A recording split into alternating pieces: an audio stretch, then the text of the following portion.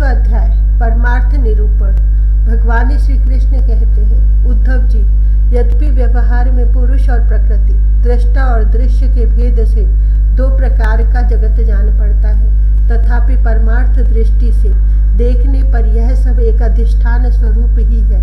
इसलिए किसी के शांत, घोर और मूढ़ स्वभाव तथा उनके अनुसार कर्मों की न स्तुति करनी चाहिए और न निंदा। सर्वदा अद्वैत दृष्टि रखनी चाहिए। जो पुरुष दूसरों के स्वभाव और उनके कर्मों की प्रशंसा अथवा निंदा करते हैं, वे शीघ्र ही अपने यथार्थ परमार्थ साधन से च्युत हो जाते हैं, क्योंकि साधन तो द्वैत के अभिनिवेश का, उसके प्रति सत्यत्व बुद्धि का निषेध करता है, और प्रशंसा तथा निंदा उसकी सत्यता के भ्रम को और भी दृढ़ करती है।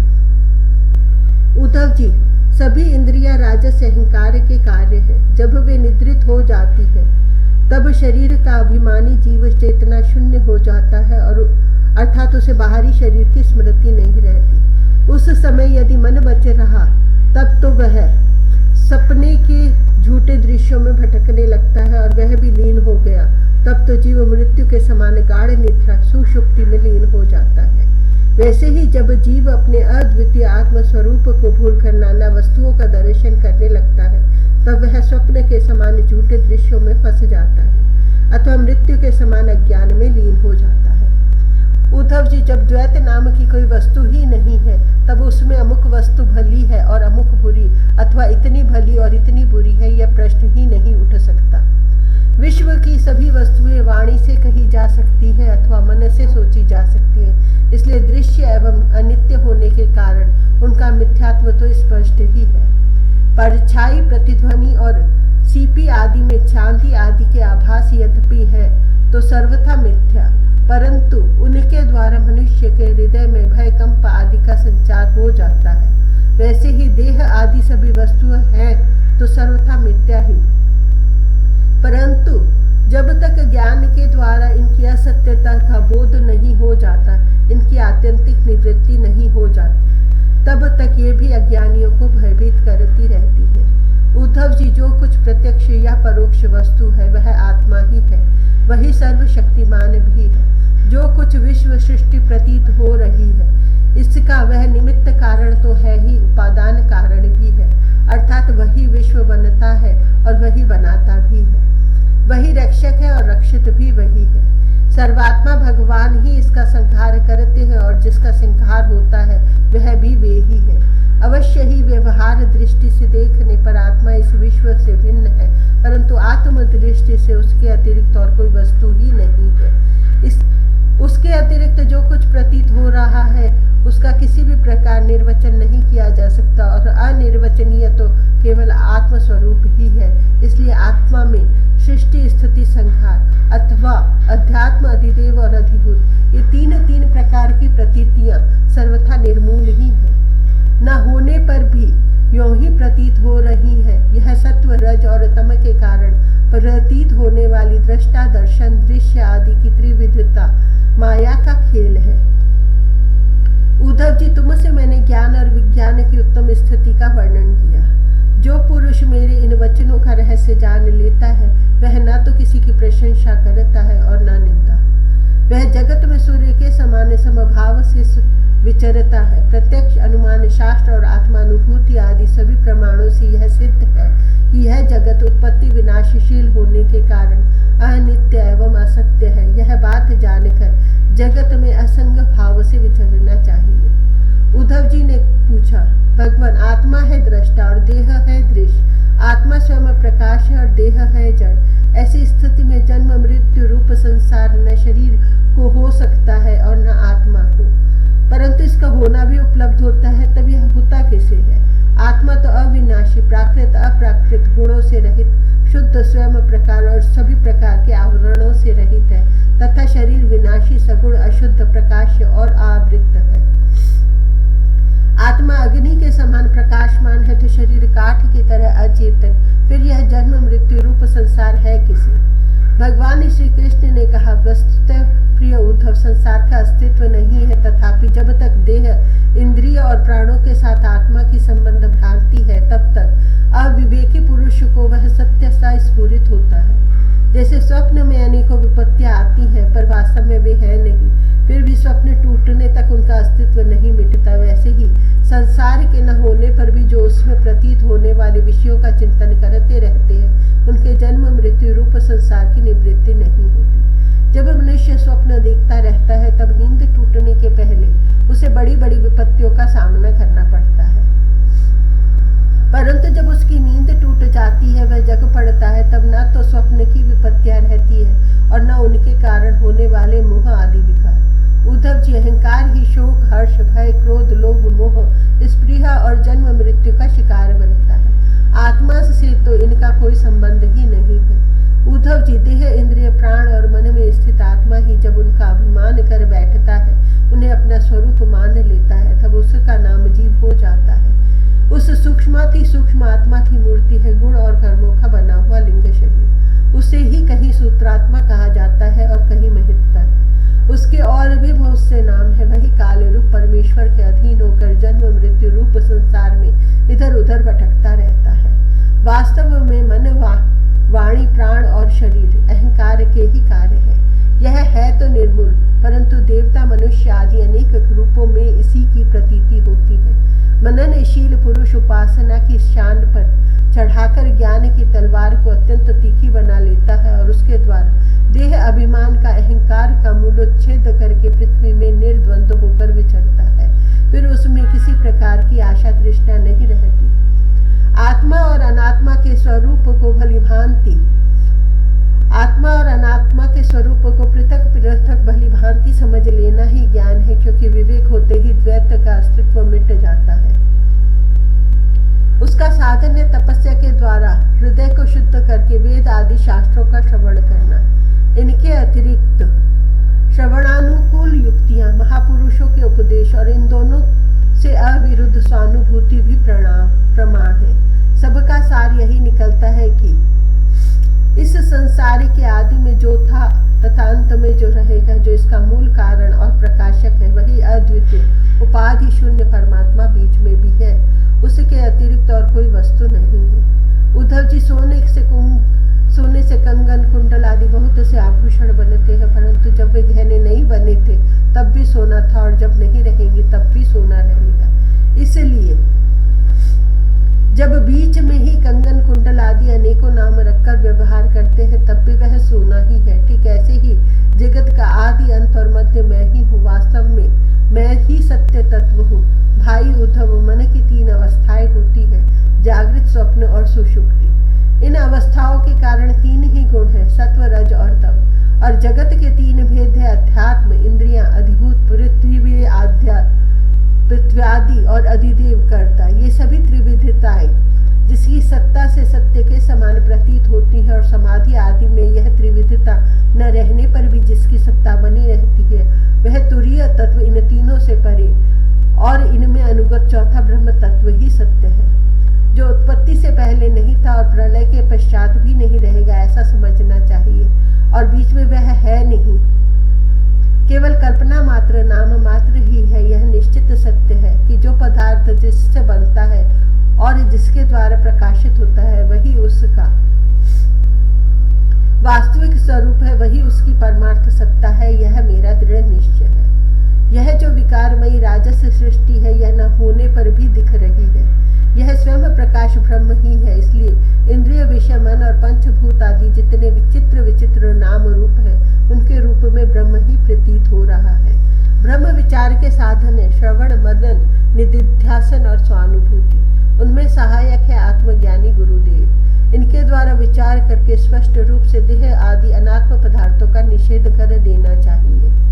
इस प्रकार निषेध के द्वारा आत्म विषयक संदेहों को छिन्न भिन्न करके अपने आनंद स्वरूप आत्मा में ही मग्न हो जाए और सब प्रकार की विषय वासनाओं से रहित हो जाए। निषेध करने की प्रक्रिया यह है कि पृथ्वी का विकार होने के कारण शरीर आत्मा नहीं है, इंद्रिय उनके अधिष्ठात्री देवता, प्राण, वायु, जल, अग्नि और मन भी आत्मा नहीं है, क्योंकि इनका धारण पोषण शरीर के समान ही अन्न के द्वारा होता है। बुद्धि, चित्त, अहंकार, आकाश, पृथ्वी, शब्द आदि विषय और गुणों की साम्यावस्था प्रकृति भी आत्मा नहीं है, क्योंकि ये सब के सब दृश्य एवं जड़ है। उद्धव जी, जिसे मेरे स्वरूप का भलीभांति ज्ञान हो गया है, उसकी वृत्तियां और यदि समाहित रहती हैं तो उसे उनसे लाभ क्या है, और यदि वे विक्षिप्त रहती है तो उनसे हानि भी क्या है, क्योंकि अंतःकरण और बाह्यकरण सभी गुणमय हैं और आत्मा से इनका कोई संबंध नहीं है। भला आकाश में बादलों के छा जाने अथवा तितर बितर हो जाने से सूर्य का क्या बनता बिगड़ता है। जैसे वायु आकाश को सुखा नहीं सकती, आग जला नहीं सकती, जल भिगो नहीं सकता, धुएं मटमैला नहीं कर सकते और ऋतुओं के गुण गर्मी सर्दी आदि उसे प्रभावित नहीं कर सकते, क्योंकि ये सब आने जाने वाले क्षणिक भाव है। और आकाश इन सब का एक रस अधिष्ठान है। वैसे ही सत्व गुण, रजो गुण और तमो गुण की वृत्तियां तथा कर्म अविनाशी आत्मा का स्पर्श नहीं कर पाते, वह तो इनसे सर्वथा परे है। इनके द्वारा तो केवल वही संसार में भटकता है जो इनमें अहंकार कर बैठता है। उद्धव जी, ऐसा होने पर भी तब तक इन माया निर्मित गुणों और उनके कार्यों का संग सर्वथा त्याग देना चाहिए जब तक मेरे सुदृढ़ भक्ति योग के द्वारा मन का रजोगुण रूप मल एकदम निकल न जाए। उद्धव जी, जैसे भली भांति चिकित्सा न करने पर रोग का समूल नाश नहीं होता, वह बार बार उभर कर मनुष्य को सताया करता है, वैसे ही जिस मन की वासनाएं और कर्मों के संस्कार मिट नहीं गए हैं, जो स्त्री पुत्र आदि में आसक्त है, वह धीरे धीरे अधूरे योगी को बेचता रहता है और उसे कई बार योग भ्रष्ट भी कर देता है। देवताओं के द्वारा प्रेरित शिष्य पुत्र आदि के द्वारा किए गए विघ्नों से यदि कदाचित अधूरा योगी मार्गच्युत हो जाए तो भी वह अपने पूर्व अभ्यास के कारण पुनः योग अभ्यास में ही लग जाता है। कर्म आदि में उसकी प्रवृत्ति नहीं होती। उद्धव जी, जीव संस्कार आदि से प्रेरित होकर जन्म से लेकर मृत्यु पर्यंत कर्म में ही लगा रहता है और उनमें इष्ट अनिष्ट बुद्धि करके हर्ष विषाद आदि विकारों को प्राप्त कर लेता है। आदि विकारों को प्राप्त होता रहता है, परंतु जो तत्व का साक्षात्कार कर लेता है वह प्रकृति में स्थित रहने पर भी, संस्कार अनुसार कर्म होते रहने पर भी उनमें इष्ट अनिष्ट बुद्धि करके हर्ष विषाद आदि विकारों से युक्त नहीं होता, क्योंकि आनंद स्वरूप आत्मा के साक्षात्कार से उसकी संसार संबंधी सभी आशा तृष्णाएं पहले ही नष्ट हो चुकी है। जो अपने स्वरूप में स्थित हो गया है उसे इस बात का भी पता नहीं चल रहता कि शरीर खड़ा है या बैठा, चल रहा है या सो रहा है, मलमूत्र त्याग रहा है, भोजन कर रहा है अथवा और कोई स्वाभाविक कर्म कर रहा है, क्योंकि उसकी वृत्ति तो आत्म स्वरूप में स्थित ब्रह्माकार रहती है। यदि ज्ञानी पुरुष की दृष्टि में इंद्रियों के विविध बाह्य विषय जो कि असत्य है आते भी हैं तो वह उन्हें अपनी आत्मा से भिन्न नहीं मानता, क्योंकि वे युक्तियों, प्रमाणों और स्वानुभूति से सिद्ध नहीं होते। जैसे नींद टूट जाने पर स्वप्न में देखे हुए और जागने पर तिरोहित हुए पदार्थों को कोई सत्य नहीं मानता, वैसे ही ज्ञानी पुरुष भी अपने से भिन्न प्रतीयमान पदार्थों को सत्य नहीं मानते। उद्धव जी, इसका यह अर्थ नहीं है कि अज्ञानी ने आत्मा का त्याग कर दिया है और ज्ञानी उसको ग्रहण कर रहा है। इसका तात्पर्य केवल इतना ही है कि अनेकों प्रकार के गुण और कर्मों से युक्त देह, इंद्रिय आदि पदार्थ पहले अज्ञान के कारण आत्मा से अभिन्न मान लिए गए थे, उनका विवेक नहीं था। अब आत्मदृष्टि होने पर अज्ञान और उसके कार्यों की निवृत्ति हो जाती है, इसलिए अज्ञान की निवृत्ति ही अभीष्ट है। निवृत्तियों के द्वारा न तो आत्मा का ग्रहण हो सकता है और न त्याग। जैसे सूर्य उदय होकर मनुष्यों के नेत्रों के सामने से अंधकार का पर्दा हटा देते हैं, किसी नई वस्तु का निर्माण नहीं करते, वैसे ही मेरे स्वरूप का दृढ़ अपरोक्ष ज्ञान पुरुष के बुद्धिगत अज्ञान का आवरण नष्ट कर देता है। वह इदम रूप से किसी वस्तु का अनुभव नहीं कराता। उद्धव जी, आत्मा नित्य अपरोक्ष, उसकी प्राप्ति नहीं करनी पड़ती। वह स्वयं प्रकाश है, उसमें अज्ञान आदि किसी प्रकार के विकार नहीं है। वह जन्म रहित है, अर्थात किसी प्रकार की वृत्ति में आरूढ़ नहीं होता, इसलिए अप्रमेय है। ज्ञान आदि के द्वारा उसका संस्कार भी नहीं किया जा सकता। आत्मा में देश, काल और वस्तुकृत परिच्छेद न होने के कारण अस्तित्व, वृद्धि, परिवर्तन, ह्रास और विनाश उसका स्पर्श भी नहीं कर सकते। सबकी और सब प्रकार की अनुभूतियां आत्मस्वरूप ही है। जब मन और वाणी आत्मा को अपना अविषय समझकर निवृत्त हो जाते हैं, तब वही सजातीय, विजातीय और स्वगत भेद से शून्य एक अद्वितीय रह जाता है। व्यवहार दृष्टि से उसके स्वरूप का वाणी और प्राण आदि के प्रवर्तक के रूप में निरूपण किया जाता है। उद्धव जी, अद्वितीय आत्म तत्व में अर्थहीन नामों के द्वारा विविधता मान लेना ही मन का भ्रम है, अज्ञान है।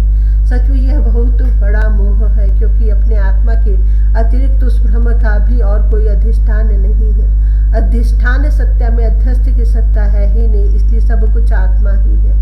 बहुत से पंडिताभिमानी लोग ऐसा कहते हैं कि 5 भौतिक द्वैत न विभिन्न नामों और रूपों के रूप में इंद्रिय के द्वारा ग्रहण किया जाता है, इसलिए सत्य है, परंतु वह तो अर्थहीन वाणी का आडंबर मात्र है, क्योंकि तत्वतः तो इंद्रियों की पृथक सत्ता ही सिद्ध नहीं होती, फिर वे किसी को प्रमाणित कैसे करेंगी। उद्धव जी, यदि योग साधना पूर्ण होने से पहले ही किसी साधक का शरीर रोग आदि उपद्रवों से पीड़ित हो तो उसे इन उपायों का आश्रय लेना चाहिए। गर्मी ठंडक आदि को चंद्रमा सूर्य आदि की धारणा के द्वारा, वात आदि रोगों को वायु धारणा युक्त आसनों के द्वारा और ग्रह सर्पादि कृत विघ्नों को तपस्या मंत्र और औषधि के द्वारा नष्ट कर लेना चाहिए। काम क्रोध आदि विघ्नों को मेरे चिंतन और नाम संकीर्तन आदि के द्वारा नष्ट करना चाहिए, तथा पतन की ओर ले जाने वाले दंभ मद आदि विघ्नों को धीरे धीरे महापुरुषों की सेवा के द्वारा दूर कर लेना चाहिए। कोई मनस्वी योगी विविध उपायों के द्वारा इस शरीर को सुदृढ़ और युवा अवस्था में स्थिर करके फिर अणिमा आदि सिद्धियों के लिए योग साधन करते हैं, परंतु बुद्धिमान पुरुष ऐसे विचार का समर्थन नहीं करते, क्योंकि यह तो एक व्यर्थ प्रयास है। वृक्ष में लगे हुए फल के समान इस शरीर का नाश तो अवश्यभावी है। यदि कदाचित बहुत दिनों तक निरंतर और आदर पूर्वक योग साधना करते रहने पर शरीर सुदृढ़ भी हो जाए, तब भी बुद्धिमान पुरुष को अपनी साधना छोड़कर उतने में ही संतोष नहीं कर लेना चाहिए। उसे तो सर्वदा मेरी प्राप्ति के लिए ही संलग्न रहना चाहिए। जो साधक मेरा आश्रय लेकर मेरी कही हुई योग साधना में संलग्न रहता है, उसे कोई भी विघ्न बाधा डिगा नहीं सकती। उसकी सारी कामनाएं नष्ट हो जाती और वह आत्म आनंद की